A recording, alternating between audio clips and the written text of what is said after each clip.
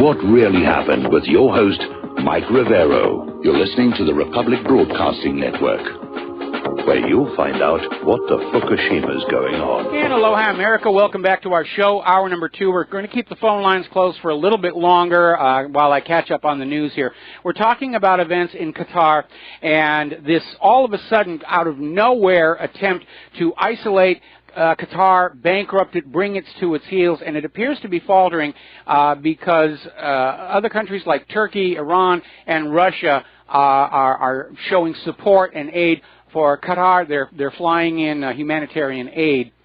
And as it turns on out, at least from the United States side, the anti-Qatar movement appears to be a bought and paid for operation, as has become typical of the United States government, because U.S. legislation threatening to sanction Qatar for its support of Palestinian terror was sponsored by 10 legislators who received more than $1 million over the last 18 months from lobbyists and groups linked to Israel, Saudi Arabia, and the United Arab Emirates.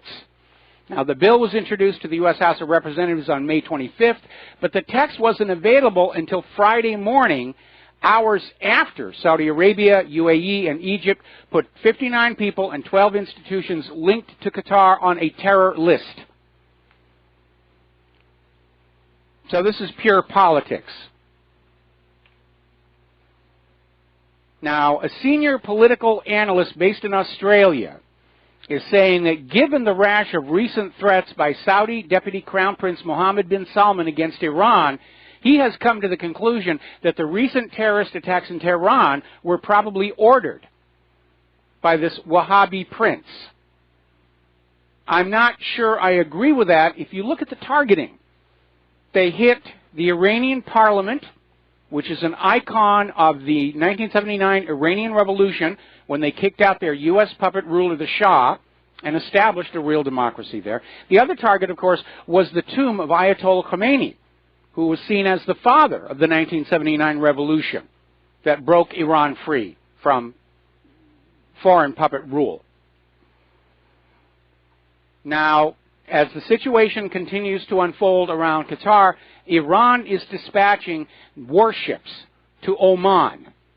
And they're basically departing to Oman, and then will go to the north of the Indian Ocean and the Gulf of Aden. This is the 47th flotilla, comprised of 1 destroyer and 1 logistics warship. So there we are. And they're also now airlifting food into Qatar as well. It would be very reckless and foolish for Saudi Arabia to try and shoot down humanitarian aid flights. They could still do it, but meanwhile, Iran is claiming they have proof of direct U.S. support for ISIS. And what makes the timing interesting is last Thursday, Congressman Dana Rohrabaugh praised ISIS for coordinated terrorist attacks in Tehran, which left 17 civilians dead, then suggested the United States should support ISIS in their endeavors to bring regime change to Iran. Gee, I thought ISIS were these villains that cut off people's heads and all, and now all of a sudden we're buddy-buddy with them. We've been covertly supporting them, and now Dana Rohrabaugh says, yeah, we should support them. Doesn't that technically make the United States a state sponsor of terrorism? Now, getting on back to Syria, the battle is waging back and forth down there. The U.S.-backed Syrian Democratic Forces has retaken a second district of Syria's troubled and militant-held northern city of Raqqa from the Takfiri Daesh terrorists and launched a renewed assault on a base north of the city. And apparently, with all this confusion going on in the Middle East, some of these rival groups in northern Syria are starting to turn on each other, which I'm sure Assad would see as welcome news. But apparently they've reached the point of trying to decide how they're going to carve up Syria when it's all over, and there are several disagreements going on. There is a report, still unconfirmed, that ISIS leader Abu Bakr al-Baghdadi has been killed in an airstrike. This was reported on Syrian state television yesterday. And supposedly it's claiming Baghdadi was killed in the terror group's stronghold in Raqqa. But this is not the first time he's been reported dead. He's been reported dead, I think, at least 3 times before, and he is risen like the ever-ready bunny. He keeps going and going and going and going. So we'll see what happens here. Now, everybody, of course, is out there screaming over the revelation that once again the U.S.-supported factions are using illegal chemical weapons in Syria and Iraq. We're talking about white phosphorus. It is a war crime under international treaties and domestic U.S. law to use it on residential areas because it's an incendiary. It'll burn the whole town down. If it lands on people, it will burn right to the bone. You can't put it out. You can't put water on it. It's horrible, horrible stuff. Under international law, the only thing it's allowed to be used for is generating white smoke as a camouflage, and the U.S. is now out there saying that they were dropping this white phosphorus on these residential areas to provide camouflage, for who they will not say. But don't forget, when Saddam used white phosphorus against the Kurds, the U.S. said, yes, it's a banned chemical weapon and a war crime.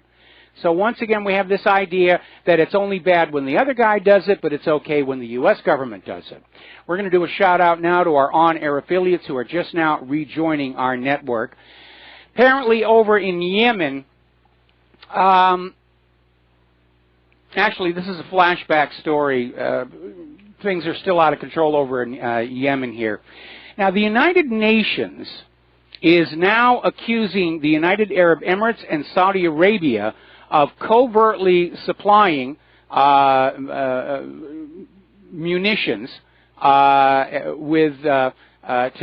one of Libya's rebel groups that is trying to basically kick out Libya's government. Now, remember how we got into this mess with Libya. There was a supposedly successful intervention a few years back where Libya's elected government was kicked on out and a U.S. puppet ruler put on in. The Libyan people didn't like that. They have tried to kick that puppet ruler out, and now there is an internationally recognized government that is basically supported by what are being called rebels. And apparently the UAE and Saudi Arabia are assisting the rebels with air power, which violates United Nations sanctions. Everybody's breaking the rules out there. Apparently, the Balkans are starting to heat on up, and unlike 1999, where the Balkans were put down after about 2 months of bombings, much of the Balkans are now protected by the latest generation of Russian missiles. So we could see the Balkans explode yet again, all over again. Oh, what a lovely war. Pyongyang has announced that there will soon be a test of their latest intercontinental ballistic missile. Now, obviously, this is exactly the kind of weapon that the U.S. is going to point to prove that North Korea is an absolute danger and threat to the rest of the world. Of course, when you point to all of the intercontinental ballistic missiles that the United States has, oh no, that's only a deterrent. That's to discourage other people from attacking us. Yeah, isn't North Korea entitled to the same deterrence? After all, the United States made war on them. Technically, there is still a state of war. There's a ceasefire in place, but technically the war is still on. So, now, down in the Philippines, yesterday, Reuters broke a story claiming that the United States has agreed to a Philippine request to assist Philippines in the war against ISIS. And as we reported on Friday, U.S. forces are in the Philippines right now. Now, this story by Reuters has been directly contradicted by Philippine President Duterte. Duterte claims he never approached the United States. He never asked them to come on in and intervene. He has not granted permission to the United States to be in the Philippines. This is a repeat of Syria. Oh, we're just going to go on into your country and start blowing things up because the evil ISIS are there.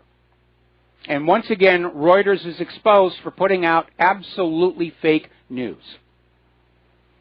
Now, this attitude of we have a right to go on into other countries to just do whatever we want seems to be spreading. It's contagious. Ted Cruz is now out there saying that it's time to send U.S. troops into Mexico to fight the Mexican drug cartels. Maybe that's how they're going to bring Mexico into the North American Union, just conquer it. And if they do, Canada, you're next. Michael Moore may have been a little more than prescient with his movie Canadian Bacon, which, by the way, if you've never seen it, it's a great movie. It's a funny movie. Now, Israel has approved the largest West Bank settlement construction in 25 years, more than 8,000 new homes. A third of them are going to start construction immediately. Meanwhile, Prime Minister Benjamin Netanyahu is calling on the dismantling of the UN agency that aids millions of Palestinian refugees, saying that the UN program is inciting anti-Israel sentiment.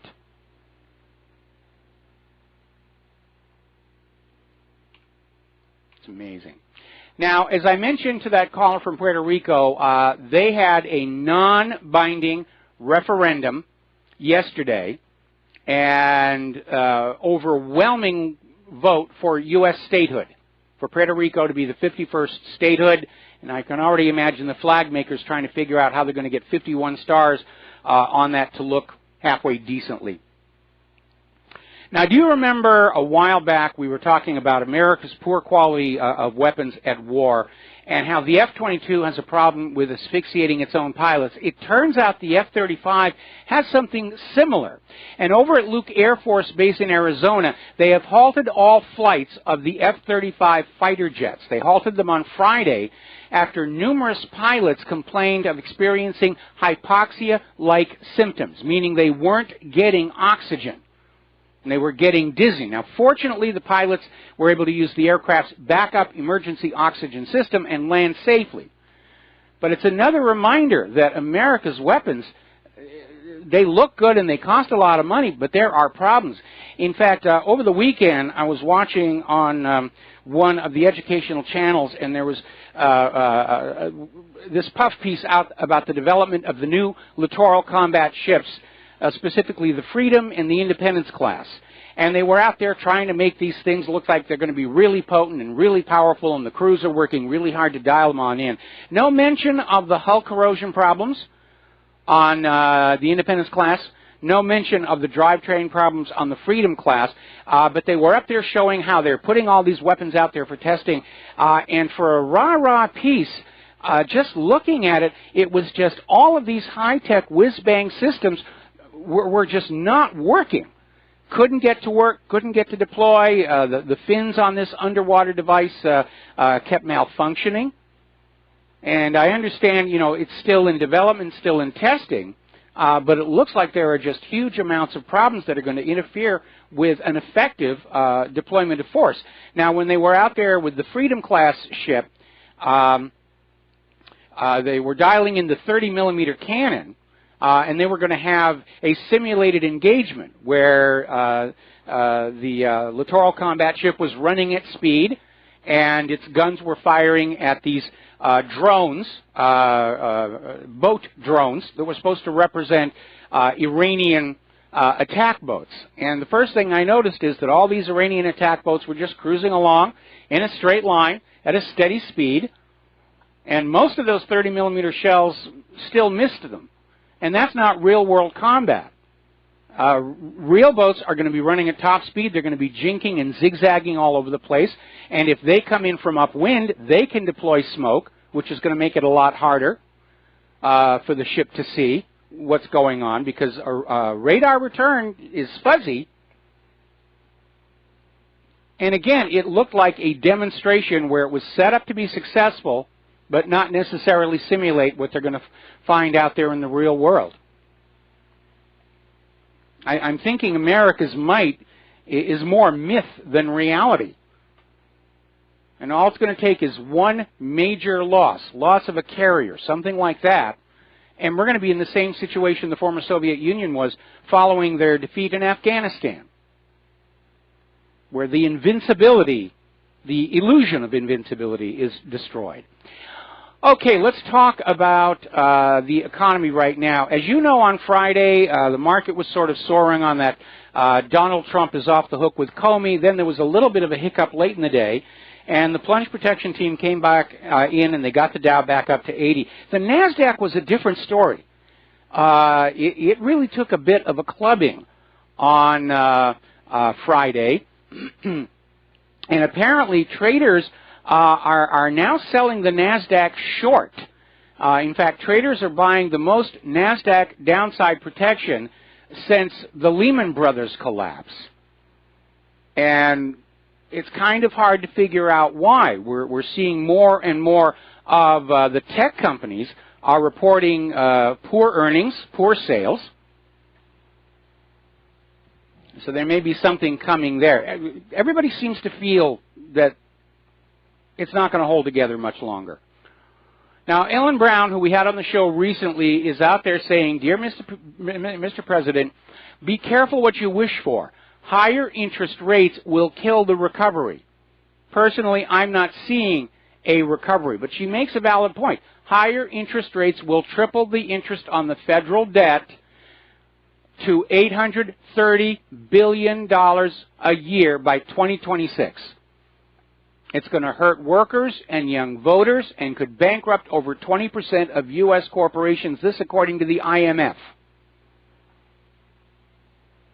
They're in a real corner with this private central banking model. It's reached the shutdown phase.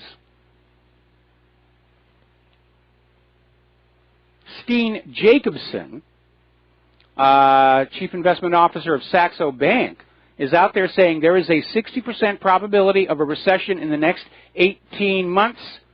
The world's economy is slowing to a standstill. And it is, except for the weapons factories. Everything's grinding to a halt. Investor Jim Rogers is warning that this next stock market crash will probably be the worst in all of our lifetimes, and it will happen this year or next. He's a frequent analyst on CNBC. Now, the subprime auto industry is in serious trouble. Subprime auto loans are now defaulting at a higher rate than they were back in 2008. And again, you can't run an economy based entirely on debt and have it last. Now, as you know, Tesla has been dealing with all kinds of problems with its stock price, allegations that the cars really aren't what they're supposed to be. And according to this article that came out of Zero Hedge, they're basically saying that if it were not for the immense government subsidies pushing all electric vehicles, Tesla sales would implode. Apparently in 2015 they sold 2,700 cars in Denmark, and in 2016 when Denmark phased out subsidies for the electric vehicles, the number crashed to just 176 units. Tesla's low price is basically propped up. They're nice cars, by the way. I got a chance to see one up close. If I were a rich man, I'd get a Tesla. Actually, I'm looking at a Prius. Claire, we're coming up on, we're going to have to get a new car. I love my Honda. I love my 17-year-old Honda, but it's 17 years old, and so we're going to have to do something about that. Apparently, Apple has lost $50 billion in market cap. Apparently, their sales are down. Citi's analyst Jim Suva said he's lowering his September estimates for iPhone units, total revenues. People just are not buying these new phones. As long as the old ones are still working, nobody feels a strong need to buy the new one. I'm still in my iPhone 5. I take really good care of it. I don't want 6 or 7 or 8 or anything. This does what I need. We'll be right back. And aloha, America. Welcome back to the show. We're going to start taking phone calls again, and we're going to start with Rick in Arizona. Aloha, Rick. Welcome to the show. What's on your mind? Yeah, good afternoon, Mike. I got a comment on the stock market. I think the stock market's pretty much under control. I think the only way it'll come down is if individual people, the 401k selling, because if it's video conferencing, I think there's I don't even think as a fund manager you could put in a sell order, a sizable sell order, without permission from the rest of the fund managers. I think they really do have this under control. So if you try to sell it, a large block, I bet it just gets blocked. I mean, it's so high. I mean, it's 20,000. It should have crashed a long time ago. So, I mean, that's the feeling I get, that they've got it all locked up to where you probably can't even put in a sell order. Well, that's an interesting theory, and I'd like to know somebody who's actually trading on a scale like that. I think if somebody put in a large order like that and it was blocked, it would be an instant scandal and would trigger a panic, not unlike going into a bank, wanting your savings account closed, and they say, well, we can't do that. That would trigger a run on the bank. Basically, what's happening is as people do sell off their stocks, they're being bought up by the Wall Street firms and the Federal Reserve itself with all this instantly created trillions and trillions of dollars. And this has put the Fed and these Wall Street firms in a serious position because they're holding all of this overvalued stock. They themselves cannot sell it in any sizable chunk without triggering a downturn. But it's a very delicate balancing act. The fact that it is this overvalued is a danger sign. It's more overvalued today than it was leading to the crash of '29. But I think they're trying to control it. I don't think it's under control. Well, in '29, all the major players would have a meeting every morning, and they all urge not to sell. And somebody ended up selling, and that's what started it. But yeah, I mean, that's just my own theory. You know, with video conferencing and instant messaging, everybody's close together in the market. So whoever sells is going to be the bad guy. That's all I got today, Mike. Well, the bad guy is going to be the only one who gets out with all of their money, and everybody else is going to be left with a very impressive-looking final report from their stockbroker, and that's all it's going to be, a very impressive-looking piece of paper. All right, Rick, thanks an awful lot. We're going to let you go here. And we're also seeing another very disturbing trend in the housing market. Everybody's out there starting to say it's a great time to sell because prices are up. It's a bad time to buy. Certainly we're seeing all kinds of commercials all over TV for all these realtor companies. Oh, yes, we'll sell your house for you and we'll get you into a new house. But it's not looking like it's really taking off over there. And the reason for that is very simple. It's a lack of confidence in the economic future of the United States of America. People don't want to get a 30-year mortgage even at 3.5%, which is insane. You never heard of that. When I was a kid, 30-year mortgages went for 8%, and everybody said that was the norm. That was the normal. Now it's 3.5%. But even so, people don't want to get that mortgage because they're not sure they're going to have their job 1, 2, 3 years from now. They're not sure that they're not going to be forced, like so many millions of other Americans, to have to lose the high-paying job that allowed them to make that mortgage payment and be forced to take a much lower-paying job, which will result in them having to dump their house at fire sale prices just to get out from underneath that mortgage. Now, Boeing got a little bit of good news because Iran has now signed that final contract to buy 30 Boeing 737 planes. It's a good little aircraft. Iran's making a good investment here, and it's good for the people who work for Boeing. All right, let's take another phone call. Frank in North Carolina, aloha. Welcome to the show. What's on your mind? Yeah, Mike, the last caller just made me call in because I happen to know people very close to me that have put in orders for their investment accounts to be liquidated, and they are being liquidated. I mean, I've seen okay. the paper. I mean, I've seen where it's been liquidated. So people are taking money, millions of dollars out of the market. Trust me, it's being done every day. Well, and the only way they can keep the market up is the Federal Reserve just creates trillions of dollars of new money and pours it back in at the top. Because ever since the Clinton administration, they're using that stock market as a banner for how good the economy is. And yet, if you walk down the streets of your local town, you can see it's not there. All the retail vacancies, all the hungry, all the homeless, the decayed infrastructure. No, the economy isn't working, except for the people on Wall Street, and they think that's all hunky-dory. We'll be right back after these few words. America, welcome back to the show. We're talking about the economy. We're talking about how the housing market is slowing down. mostly because people are unwilling to get into a mortgage at a time when they are not convinced they're going to keep their high-paying job that allows them to make the mortgage payments. And as a result, U.S. home ownership has plummeted to 63%, near its lowest level in more than 50 years. The American dream is turning into a nightmare. All right, let's take a phone call. Jerry in Chicago, aloha. Welcome to the show. What's on your mind? Aloha, Michael. Thanks a lot for taking my call. Hey, something you were just talking about before the break and something with the housing. I've been telling guys for the longest time, look at the car dealerships. The car dealerships not only fill their property with brand new cars, they're also leasing property nearby to put more new cars on there, and they're not moving. No, they aren't. I mean, they're not going to finish selling the 2016 models until August of this year, according to the latest analysts. And if you watch those TV commercials, I mean, the prices are just amazing.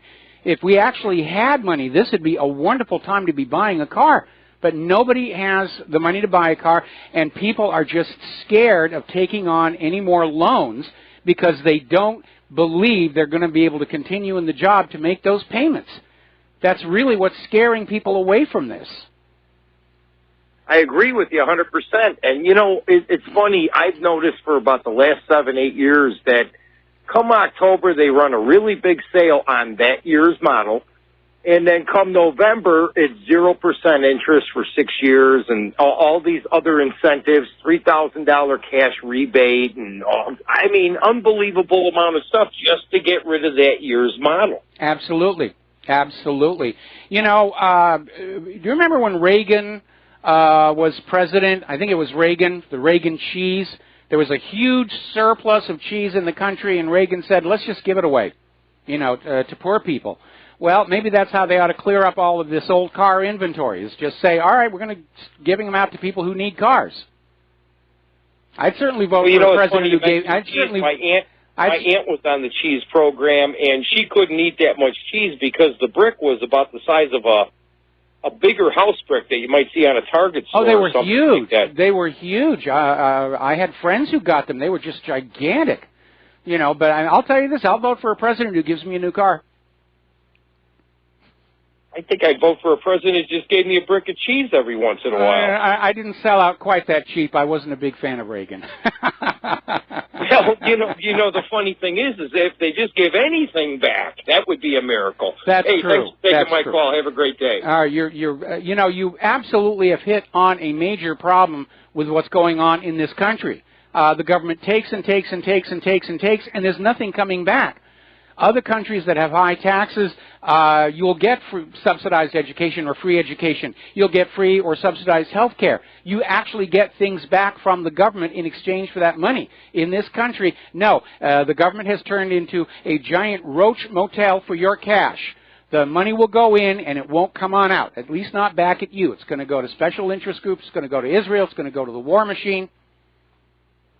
And like I said, I think the time has come. We need a cash for clunkers program for the government, where we take our bloated, inefficient, wasteful government, we take it over to the junkyard, we put it in that little mashing machine, and we crunch it on down to this little coffee table-sized block, and then every American gets a $15,000 check with which to buy a new, smaller, much more efficient government. I think the time has come for that idea. We're going to go back to the phones here. Philip in Virginia, aloha. Welcome to the show. What's on your mind? Yeah, I agree with you there, except probably take more than $15,000, as much as they've taken from me. $15,000 will be enough for us to buy a small, you know, slim, efficient government. We don't want a big one. You know, we don't want the Cadillac of governments. You know, we want the Prius of governments. Yeah, well, I was kind of calculating a little rebate in there, you know, for ourselves, you know.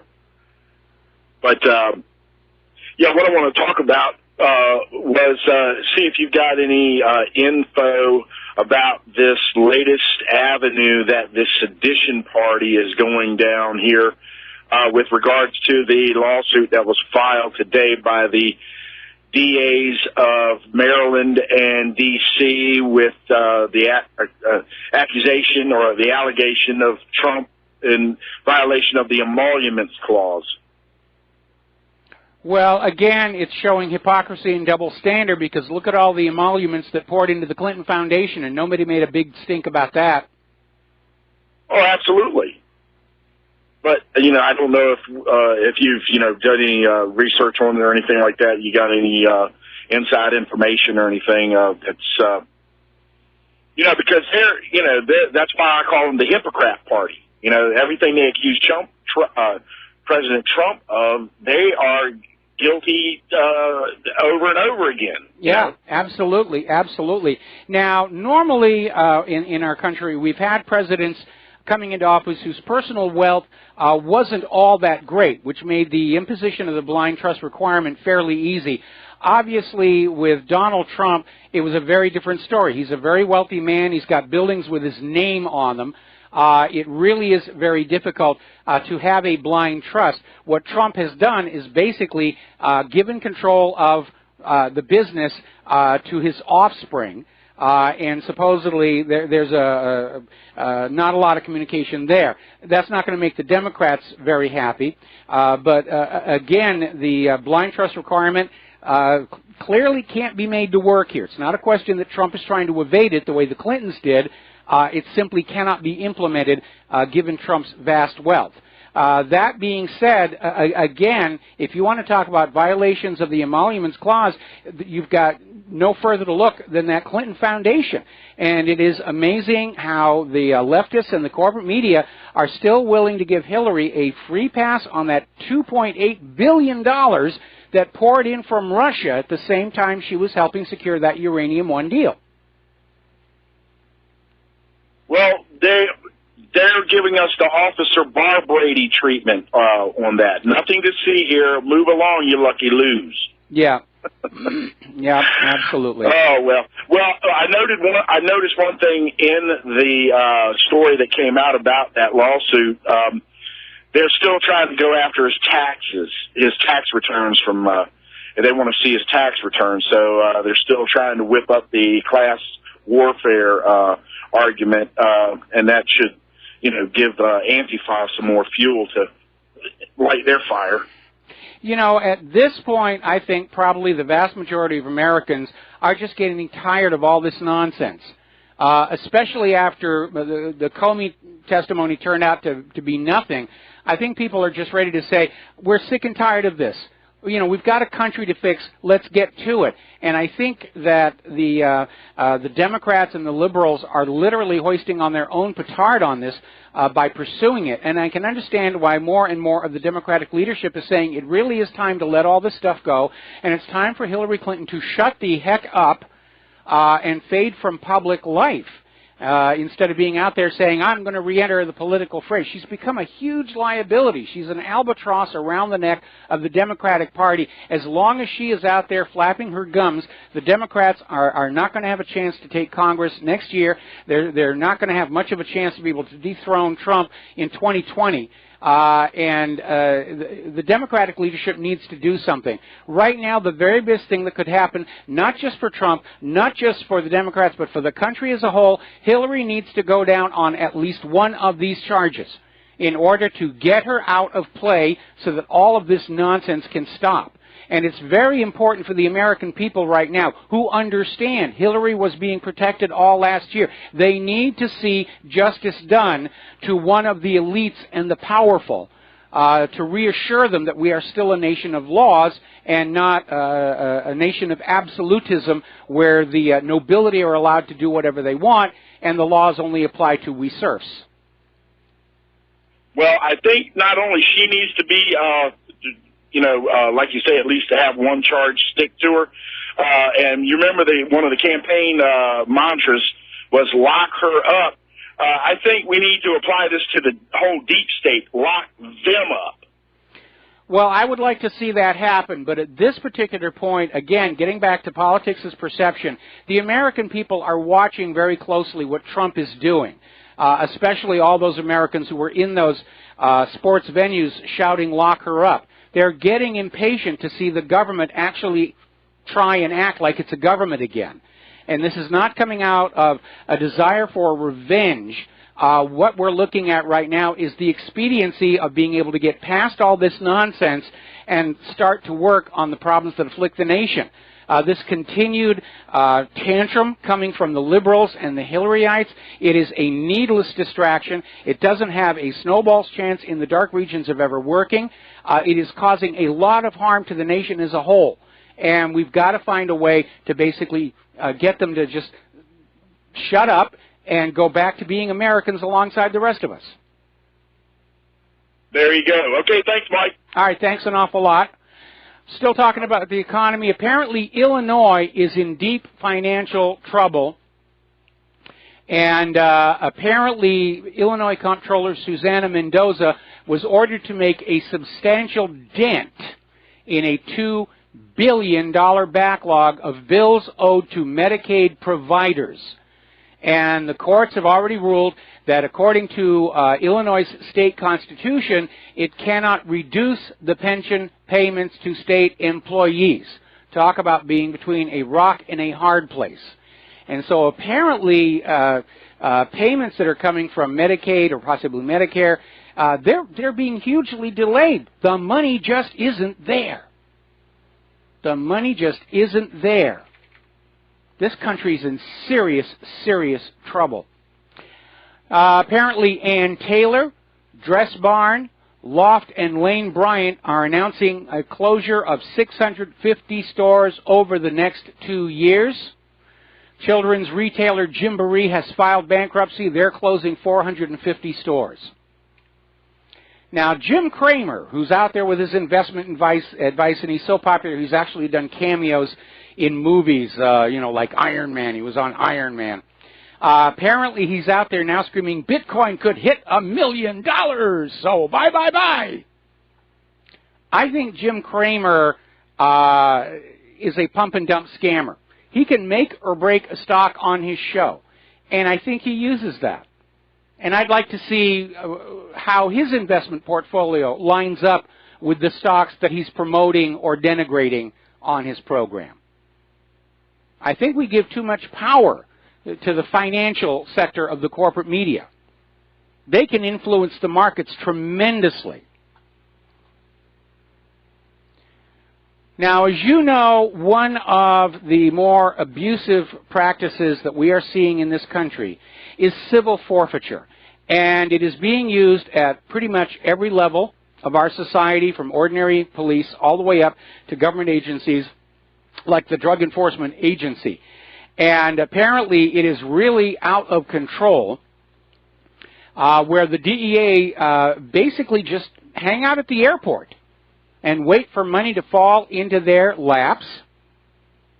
And the Justice Department's Inspector General recently issued a report that found the Drug Enforcement Agency seized a whopping $4 billion with a B dollars in cash over the last 10 years, using civil asset forfeiture, mostly from airports, train stations, and bus terminals.